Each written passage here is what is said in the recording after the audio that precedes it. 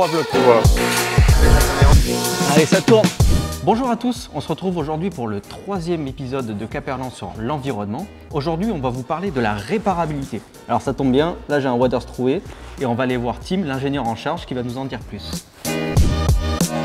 Salut Tim, ça va? Salut Christophe, ça va? Alors aujourd'hui, tu vas nous parler de la réparabilité, c'est ça? Tout à fait. C'est un sujet très important pour l'équipe Caperlan. La réparabilité, pour être très synthétique, ça va être toutes les actions que l'on va mener pour améliorer et agrandir la durée de vie de nos produits. Et du coup, quels sont les produits concernés? Chez Caperlan, les produits qu'on va travailler prioritairement sont les produits qu'on appelle d'investissement. Donc c'est des produits où souvent le prix d'achat est supérieur à au moins 40-50 euros. On ne s'interdit pas non plus de travailler des produits un peu plus bas.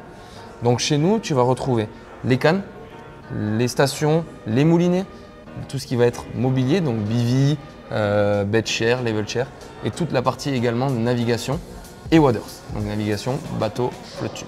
Et demain, donc moi je suis client, comment je fais pour trouver ces produits ou ces solutions? Alors, pour justement te faciliter la réparation, chez Caperlan, on a pris le parti de travailler le do it yourself, donc c'est-à-dire la réparation par toi-même de tes produits.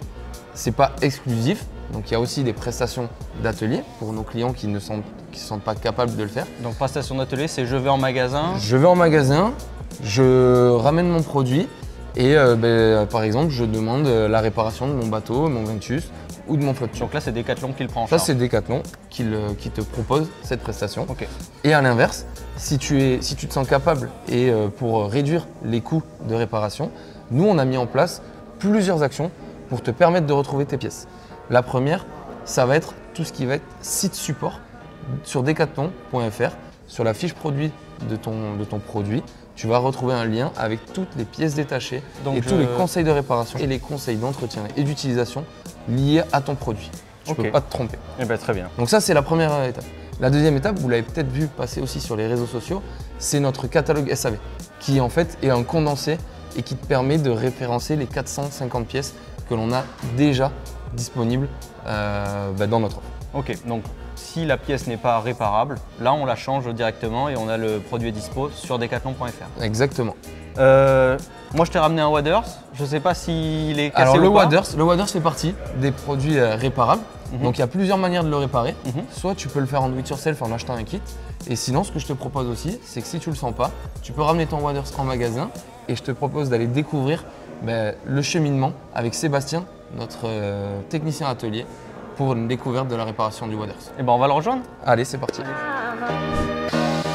Salut Seb, ça va? Salut, tu vas bien? Ouais, et toi? Ouais, très bien, très bien. Alors on vient de voir pour regarder comment ça se passe la réparation des Waders. Ah ben tu tombes bien, écoute, là je viens de recevoir un Waders d'un client qui m'a dit qu'il sentait une petite fuite.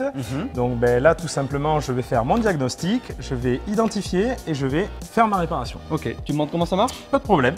Là du coup tu vois je vais immerger mon Waders. Je vais venir le mettre en pression d'air tout simplement et tu vois déjà… Ouais, on voit bien la bulle d'air. Exactement, on commence à avoir une remontée de colonne de bulles. Donc une fois que j'ai ma remontée, je vais venir identifier ma zone. Donc je vais prendre un petit marqueur exprès qui est étanche où je vais venir repérer ma zone.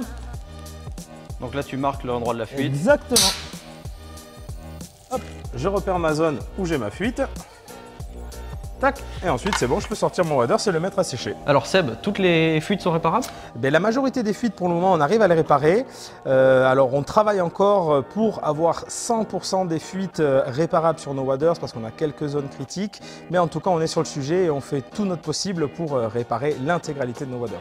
Eh ben, c'est super. Merci Seb pour cette démo. Avec plaisir. Super sympa de ta part, super clair. Nickel. J'espère que cette série de 3 vidéos sur l'environnement à Caperlan vous auront plu.